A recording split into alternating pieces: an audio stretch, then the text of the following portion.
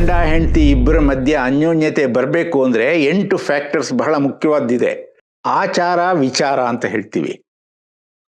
ಅಂದರೆ ಇವರು ನಡೆ ನುಡಿ ಅದನ್ನು ಸಿಂಪಲ್ ಆಗಿ ಹೇಳ್ಬೋದು.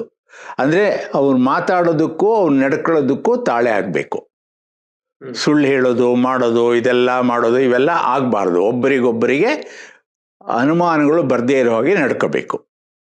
ಅಥವಾ ವಿಚಾರ ಅಂದಾಗಲೂ ಕೂಡ ಎಷ್ಟೋ ಸರಿ ನಾನು ಐ ಆಮ್ ಟೋಟ್ಲಿ ಆರ್ಥೋಡ್ಯಾಕ್ಸು, ಗಂಡ ಆರ್ಥೋಡ್ಯಾಕ್ಸು, ಹೆಂಡತಿ ನಂಗೆ ನಂಬಿಕೆನೇ ಇಲ್ಲ ದೇವರಲ್ಲಿ ಅಂತ ಅಂದಾಗ ಅದೆಷ್ಟೋ ಸಲ ಘರ್ಷಣೆ ಬರ್ಬೋದು. ಅಥವಾ ಹೆಂಡತಿ ತುಂಬ ಆರ್ಥೋಡ್ಯಾಕ್ಸು, ಗಂಡ ನನಗೆ ಐ ಡೋಂಟ್ ಕೇರ್, ನಾವೆಲ್ಲ ನಂಬೋದಿಲ್ಲ ಅಂತಿದ್ರು, ಅದು ಕಷ್ಟ ಆಗ್ಬೋದು. ಅಥವಾ ಎಷ್ಟೋ ಸಲ ಗಂಡ ತುಂಬ ಆಲ್ಕೋಹಾಲಿಕ್ ಆದರೆ ಹೆಂಡತಿ ಅದನ್ನು ಇಷ್ಟಪಡದೇ ಇರಬಹುದು.